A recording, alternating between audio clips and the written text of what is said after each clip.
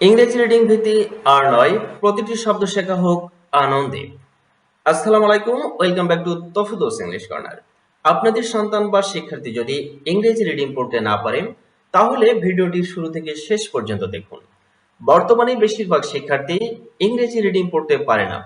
তার জন্য আমি নিয়ে এসেছি 7টি এক্সক্লুসিভ কনসেপ্ট। দেখে নেওয়া যাক কনসেপ্টগুলো কেমন। So let's get started. Dear viewers, at first সিলাবল সম্পর্কে ক্লিয়ার কনসেপ্ট থাকতে হবে। সিলাবল কি? একটি ওয়ার্ডের যতটুকু অংশ একবারে উচ্চারণ করা যায় তাকে সিলাবল বলা হয়, যাতে সাধারণত একটি ভাওয়াল সাউন্ড থাকে। ফর এক্সাম্পল, ক্যাট এক সিলাবল বিশিষ্ট শব্দ, এখানে এ একটি ভাওয়াল। টাইগার এটা 2 সিলাবল বিশিষ্ট শব্দ, টাইগার দুই অংশে 2টি ভাওয়েল আছে। এলিফ্যান্ট এটা 3 সিলাবল বিশিষ্ট শব্দ, 3টা অংশে 3টা ভাওয়েল আছে, আই, ই এবং এ। ক্যালকুলেটর এটা 4 সিলাবল বিশিষ্ট শব্দ, এখানে 4টি অংশে 4টি ভাওয়েল আছে।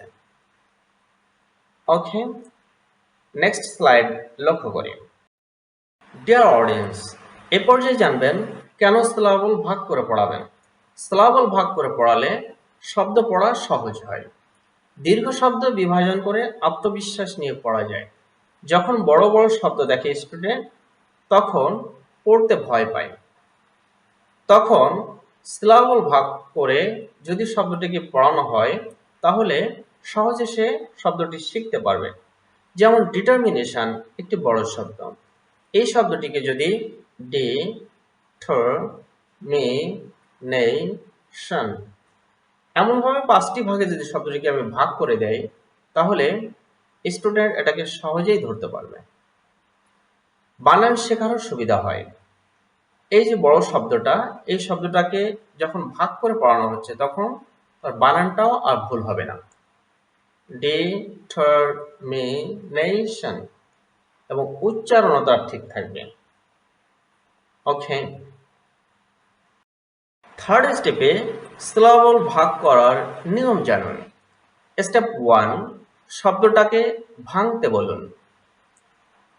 প্রথমে শব্দটিতে কতগুলো ভাওয়াল সাউন্ড আছে দেখে ভাগ করতে বলুন।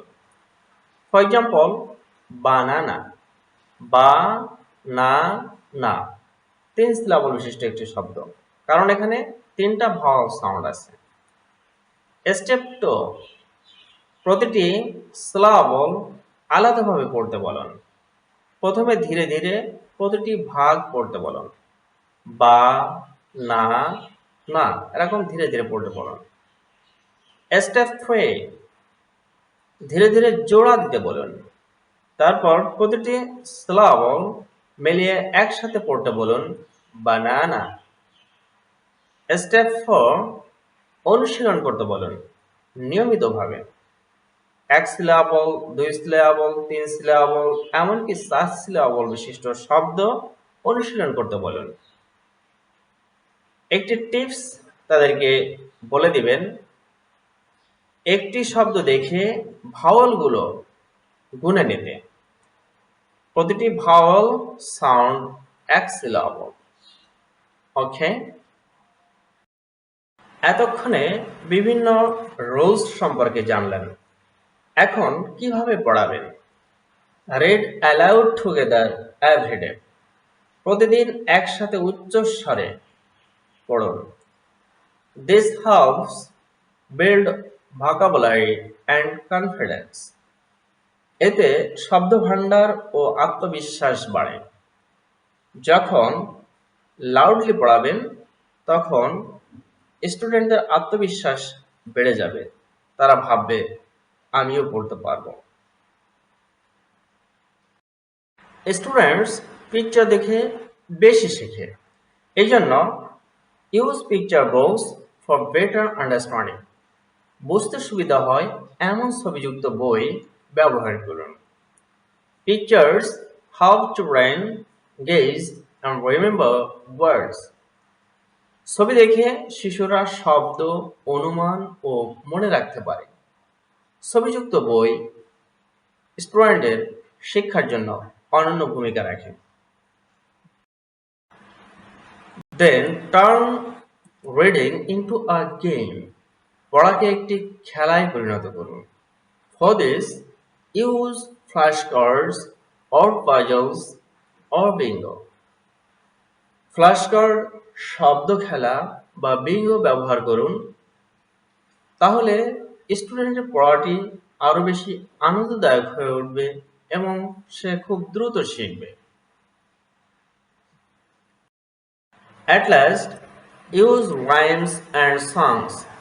ছড়া ও গান ব্যবহার করুন স্টুডেন্টের শেখানোর ক্ষেত্রে। Rhymes make learning sounds and words fun. ছড়া শব্দ শেখাকে আনন্দদায়ক করে তোলে।